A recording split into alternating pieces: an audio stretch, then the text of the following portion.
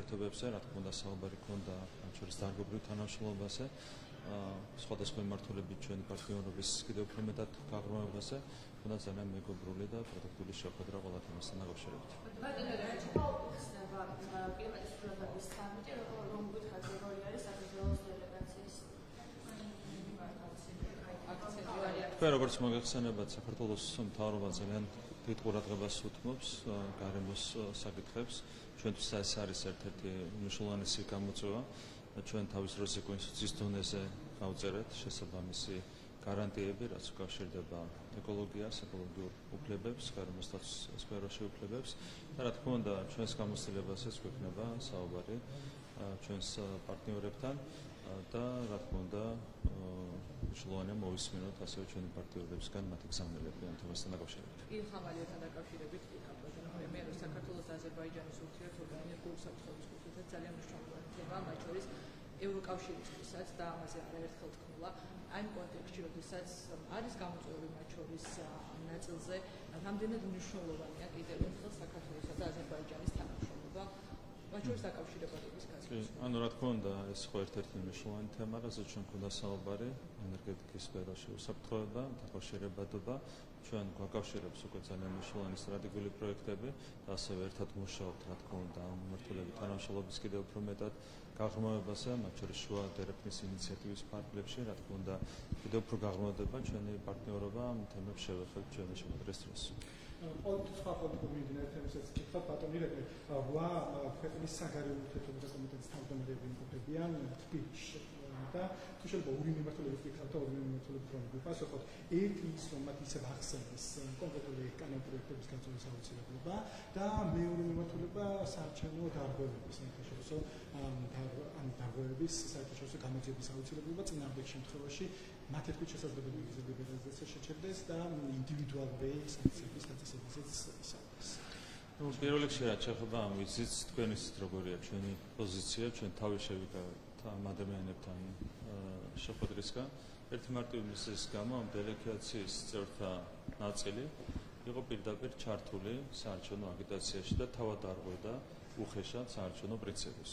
როდესაც ის ადამიანები გვესაუბრებიან ჩვენ არჩევნების ლეგიტიმაციას, რომლებიც თავად არღვევდნენ საარჩევნო პრინციპებს, თავად ხედავთ, რაც არის საქმე და ამას პირველ რიგში საზოგადოება, რა თქმა უნდა, სათანადოდ შეაფასებს. არ შეიძლება შენ თავად არღვევდე საარჩევნო პრინციპებს, აკეთებდე ამას უხეში ფორმით და მერე საუბრობდე იმაზე, ხომ არ არის დარღვეული არჩევნების ორგანიზების დროს საარჩევნო პრინციპები. ასეთ ადამიანებთან, რა თქმა უნდა, შეხვედრა არ იყო მიზანშეწონილი.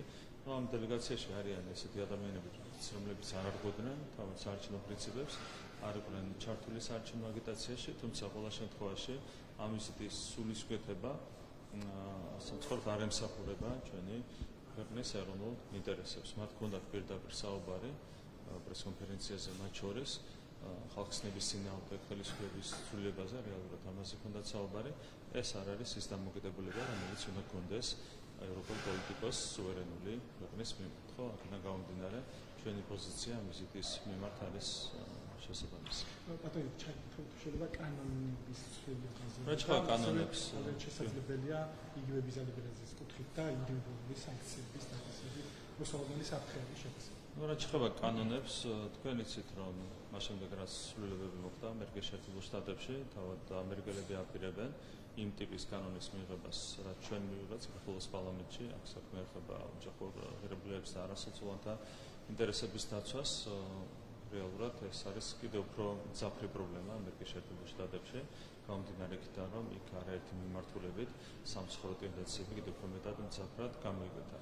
ჩვენ თუ ვინმე დაგვიმტკიცებს, რომ ამ კანონში რაიმე არის ცუდი, მაშინ ბატონო ვიმშობოთ, მაგრამ ჩვენ ვფიქრობთ, რომ თითოეული ნორმა, რომელიც არის გაწერილი ოჯახური ღირებულებებისა და არასოციალურთა დაცვის შესახებ კანონში, ემსახურება სწორედ შესაბამის ინტერესებს და ეს ემსახურება საზოგადოების და ქვეყნის ინტერესებს. იგი ეხება გამჭირვალობის კანონს. თუ ვინმე დაგვიმტკიცებს, რომ ნინჯების გამჭირვალობა არის ცუდი და არა პირიქით, მაშინ ბატონო ვიმშობოთ. ჩვენ ყოველთვის ვიყავით ღია დისკუსიისთვის, გახსოვთ, მე პირადად არაერთხელ მოვიწვიე დებატებში თუ დისკუსიაში შესაბამისი სუბიექტები, ხო, მათ შორის უცხოელი დიპლომატები, ჩვენი საერთაშორისო პარტნიორები, პროტესტის მონაწილეები, პოლიტიკური პარტიები ყოველ ჯერზე ისინი ამბობდნენ ამ დისკუსიაზე უარს. რატომ? იმიტომ რომ სინამდვილეში არაფერი აქვს სათქმელი, არც სამართლებრივი კუთხით, არც პოლიტიკური თვალსაზრისით. მაგრამ კიდევ ერთხელ ვაფიქსირებთ, რომ არ ღია დისკუსიისთვის, თუ ვინმე დაგმტკიცებს, რომ NGO-ების ბუნდოვანება არის უკეთესი, ვიდრე მათი გამჭრელობა,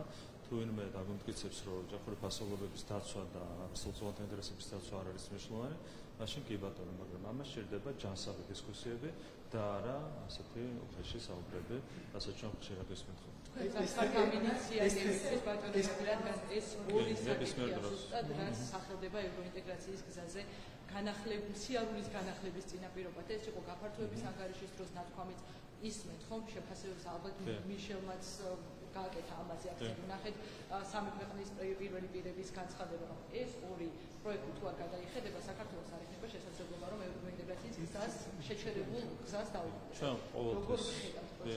ჩვენ ყოველთვის ვიყავით და დღესაც მსად ვართ საჯარო დისკუსიისთვის. ძალიან მნიშვნელოვანია ეს დისკუსია შედგეს საჯაროდ, საზოგადოება მოისმინოს რეალურად ეს დისკუსია და გაერკვეს რა არის ამ დისკუსიის შინაარსი. დღემდე ჩვენ რასაც ხედავთ, ჩვენ საუბრობთ არგუმენტებით და არიან ამ კანონების ოპონენტები, რომლებიც არგუმენტების გარეშე აკეთებენ უხეშ განცხადებებს. ამიტომ არის მნიშვნელოვანი, რომ შედგეს საჯარო დისკუსია, საზოგადოების თვალწინ და შედგეს საჯარო დისკუსია. და ასეთი დისკუსია შედგება და კიდევ ერთხელ ვიმეორებ, თუ ვინმე დაგმტკიცებს, რომ ან ერთი ან მეორე მიმართულებით რაიმე სამართლებრივი პრინციპები ან სხვა კუთხით არის პრობლემური ასეთის კანონი, კი ბატონო, მაგრამ ჩვენ გვჭირდება არგუმენტები ამასთან დაკავშირებით. ერთი კითხვა და ამ კითხვით ამ თემას მოვიჩებით, ესე ვფიქრობ, თუ შეიძლება ორი სიტყვაც გითხრათ, მაგრამ ხედავთ რომ საფრთხის ვიზა ლიბერალიზაციის მიმართულებით და ინდივიდუალური სანქციებით და ასევე ამოვწუროთ ეს თემა, ეს ადამიანები, რომელზეც ჩვენ საუბრობთ დღეს შვეიცარიაზე აპირებენ საპროტესტო აქციაში συμμετέχების მიღება და ასე ნიშნავს მათ მხრიდან ეს საკითხი. ჩვენ გვჭირდება ურთიერთობების თვისებრივად გადატვირთვა, როგორც ევროკავშირთან, ასევე ამერიკის შეერთებულ შტატებთან და ჩვენ ამ გადატვირთვას უკავშირებდით სამ მოვლენას. ერთი ეს იყო არჩევნები საქართველოში, მეორე იყო არჩევნები ამერიკის შეერთებულ შტატებში და მესამე იყო ომის დასრულება უკრაინაში. ორი არჩევნები უკვე დასრულდა და დასრულდა ისე, რომ ეს ყველაფერი ხელს შეუწყობს, რა თქმა უნდა, ურთიერთობების გადატვირთვას, გულისხმობ როგორც საქართველოში გამართულ, ისე ამერიკის შეერთებულ შტატებში გამართულ არჩევნებს. რაც შეეხება მესამე თემას, უკრაინაში ომის დასრულებას, ვფიქრობთ, რომ ომიც დასრულდება ძალიან მალე. შესაბამისად, შეიქმნება ძალიან მალე ყველაფერობა იმისათვის, რომ გადაიდვირთოს თვისებრივად ურთიერთობები, როგორც ერთი, ისე მეორე მიმართულებით და ამის შემდეგ დასრულდება ისეთი ტიპის სპეკულაციები, რასაც ხშირად ვისმენთ ხოლმე. გნებავთ კანონთან დაკავშირებით, გნებავთ ვიზა ლიბერალიზაციასთან დაკავშირებით თუ ასე შემდეგ. მე მგონია, რომ ძალიან კარგად განვითარდება პროცესები, განსაკუთრებით ეს იქნება დაკავშირებული უკრაინაში ომის დასრულებასთან. აქციაზე მონაწილეობას რაჩხება აქციას, არ ვიცი, ყოველდღურად რაღაც რაოდენობა ადამიანების იგრებება, ეს არის მათი კონსტიტუციურობა.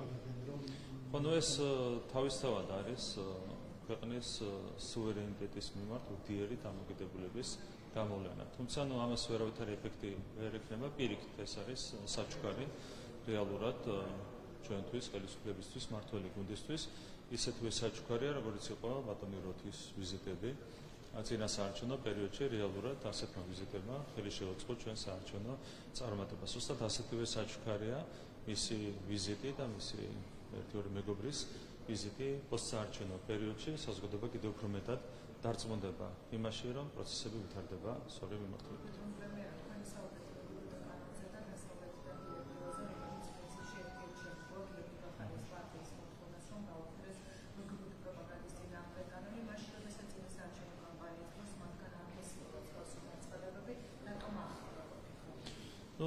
გასაგებია რაშიც არის საქმე, ისინი ხედავენ, რომ ამ კანონის მიმართ საზოგადოების ხარდაჭერა არის ძალიან დიდი და ძალიან ძლიერი.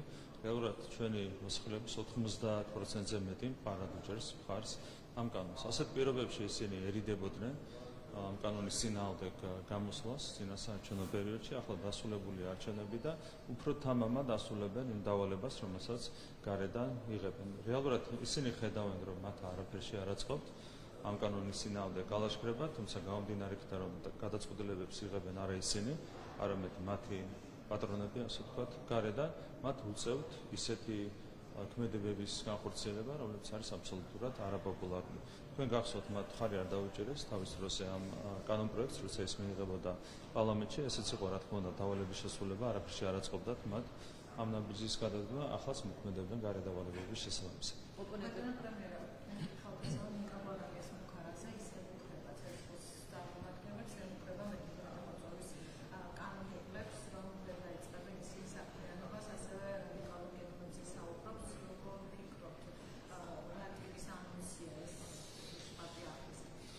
გვარამი აცხადებდა, რომ მას ჰქონდა ფსიქიკური პრობლემები, თუმცა იმკურნალა და დაძლია ეს მდგომარეობა.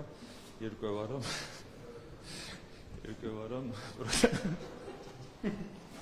ოპოზიციის აქციაზე და შეიძლება თქვენი დავუბრუნდეთ. მე აბსოლუტურად სერიოზულად გულისხმობ. რეალურად გაირკვა, რომ არავითარი პრობლემები არ მოუგვარებია. ოპოზიცია, რომელიც ამბობს, რომ ემზადება ერთი ცესკო შემაჯამებელი ოქმისთვის, მეორე ემზადება პირველი შეკრებისთვის საკანონმდებლო ორგანოსი, ამბობენ, რომ არც ერთი არ შევლენ, ვინც გადალახა ბარიერი 4 სუბიექტმა და რომ ხელისუფლებას მოუწევს მათი პროტესტის შედეგად მიღწეულ შედეგს ასე ვთქვათ გაუსწოროს. იცით, მოთხოვნა რა არის ვადამდელი არჩევნები, ამბობენ, რომ ისინი არიან ახლა ხალხის მიერ არჩეული ხელისუფლება და უცებას მიტაცებული აქვს. ოპოზიციას გეგმა არა. როგორ 4 წლის წინ, თქვენ გახსოვთ 4 წლის წინ მათ ჰქონდათ იგივე მსწელობა და გარკვეულ წარმატებას მიაღწიეს, იმიტომ რომ მაშინ ჩვენ გავხდით ვთქვათ იძულებული გარეჩ არევის გამო, რომ შევსულიყავით მოლაპარაკებებში, ხელი მოგვეწერა 19 აპრილის შეთანხმებაზე. ახლა მათ ამის რესურსიც არ აქვთ. შესაბამისად, ძალიან მარტივად წარიმართება ეს პროცესები, ახლოს მომავალ შეჯამდება ცესკოს მხრიდან არჩევნების შედეგები, შემდეგ გაიმართება თვის ბოლომდე პარლამენტის პირველი შეკრება და ამის შემდეგ რამდენიმე დღეში დამტკიცდება მთავრობის ახალი შემადგენლობა. დიდი ალბათობით შეიძლება თვის ბოლომდეც კი მოესწროს ეს ყველაფერი, ძალიან მშვიდად წარიმართება პროცესები. თქვენ ხედავთ, რომ საზოგადოების ხარდაჭერა არის ხელისუფლების მხარეს, მმართველი გუნდის მხარეს და მათ მხარეს არის პრაქტიკულად ნულოვანი მხარდაჭერა, საზოგადოების ნულოვანი მხარდაჭერა და მთავარი სწორედ ეს არის, ხო? მათ სადეს ქუჩაში რაღაც წარმატების მიღწევა, თუმცა არჩევნებში წარმატებას და ქუჩაში წარმატებას ჭირდება ერთ და იგივე რესურსი, ეს არის საზოგადოების მხარდაჭერა, რაც მათ არ აქვთ.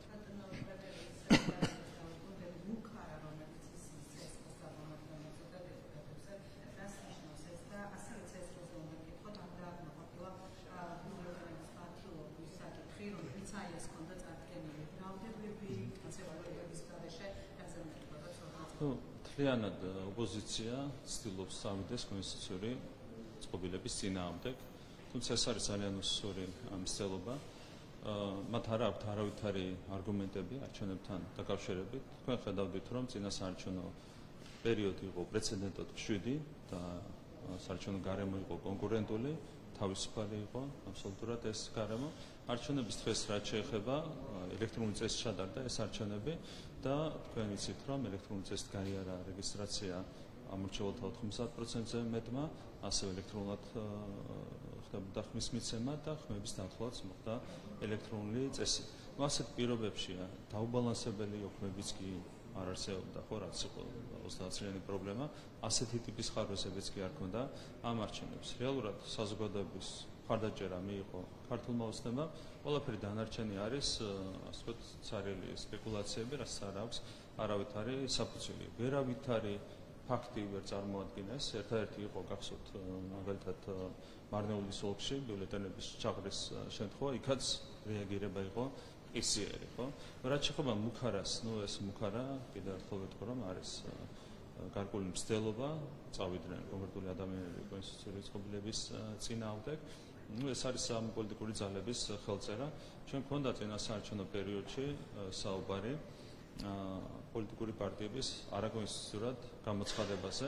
ამას უკავშირებდით ჩვენ საკონსტიტუციო უმრავლესობის მიღებას, თუმცა თუ ასე გააგრძელეს ამ ადამიანებმა, შეიძლება საკონსტიტუციო უმრავლესობის გარეშეც გადავდგათ ეს ნაბიჯი, თუ ისინი გააგრძელებენ კონსტიტუციური წყობილების წინააღმდეგ ასე ვთქვათ წასვლას, ამ შემთხვევაში ისინი მოამწიფებენ შესაბამის გადაწყვეტილებას. თუმცა კიდევ ერთხელ გავიმერებ, რომ ამის რესურსი მათ ნაკლებად აქვს, შესაბამისად მე მგონია, რომ ძალიან მალე ისინი გაჩერდებიან, შესაბამის ინსტრუქციებსაც მიიღებენ და საბოლოო ჯამში სამსახურო თუ საბედნიეროდ ისინი აღმოჩნდებიან პარლამენტში ეს გამოცი. საკონსტიტუციო პროცესი შეიძლება წამოიწყოთ აკრძალვისა და ამას როგორ შეცდით ბატონერები 113 დეპუტატი არ გეყოლებათ ხო? არა, გასაუბარია საკონსტიტუციო სარჩელის შეტანაზე, რასაც ჭირდება დეპუტატების მცირე რაოდენობა, ეს არის აბსოლუტურად საკმარისი.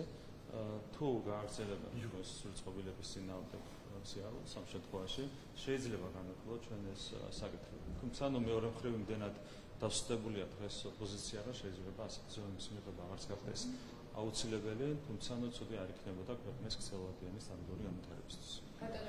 ბიუროკრატიის ინდექსის მიხედვით საქართველოს საუკეთესო ქვეყნებს შორის მეოცე ადგილზე გავს, ასეთი არის მსოფლიო ბანკის ოფიციალური მონაცემები, როგორია თქვენი შეფასება, რა განაპირობა აღნიშნული მაჩვენებელი? რეალურად ყველა ინდექსი, ყველა ობიექტური ინდექსი მეტყოლებს იმაზე, რომ საქართველო არის მოწინავე და თან არის მოწინავე არა მხოლოდ ჩვენს ფართო რეგიონში, არამედ ძალიან ხშირად უსწრებს მათ შორის ევროკავშირის წევრ ქვეყნებს, ტრადიციულ ქვეყნებს.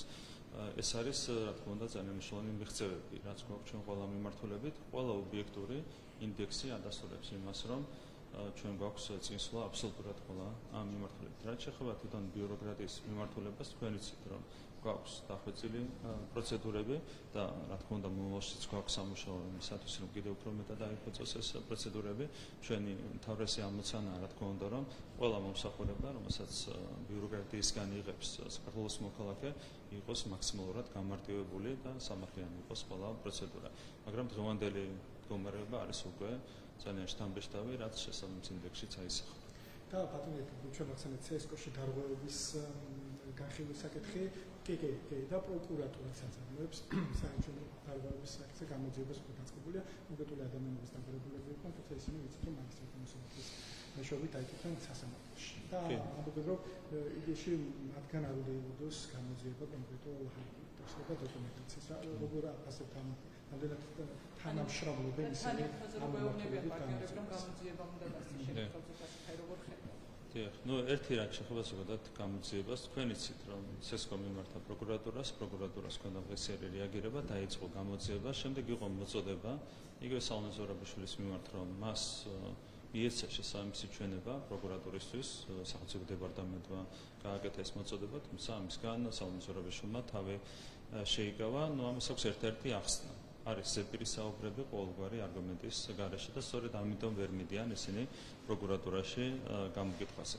არ არსებობს არავითარი არგუმენტი. რაც შეეხება გამოძიების თემას, ესეც რაღაც თავისმოხვეული თემა, გამოძიებას საუბრით ცდილობენ წარმოაჩენენ ისე მოვლენები, რომ თითქოს რაღაც განსაკუთრებული მოხდა, თუ განსაკუთრებული ასე ვთქვათ რისკები უკავშირდებოდა ამ არჩევნებს. სინამდვილეში ეს გამოძიებაც არის თითიდან გამოწვეული თემა, თუმცა ჩვენ ამ თითიდან გამოწვეულ თემასაც გავყევით. თუ სადმე არის გამოსაძიებელი არჩევნები, მაგალითად ეს არის მოლდოვაში. და თქვენ როგორც ხედავთ, არავითარი გამოძიება არ წარიმართება მოლდოვაში, მიუხედავად იმისა, რომ იყო საკმაოდ უხეში ხარვეზები საარჩევნო პროცესში. ასევე ამერიკის შეერთებულ შტატებში ხო ხედავდით რა რეჟიმში წარიმართებოდა საარჩევნო პროცესი. ხმის ფარულობაზე როცა საუბარი, პრაქტიკულად საერთოდ არ იყო შტატების ძალიან დიდ ნაწილში უზრუნველყოფილი ხმის ფარულობა და არაფერს საუბრობთ იმაზე, რომ საერთოდ პირადობის მოწვევების გარეშე ხდებოდა ხმის მიცემა ძალიან ბევრ შტატში და მაინც და მაინც ისე აღმოჩნდა, რომ შესაბამის შტატებში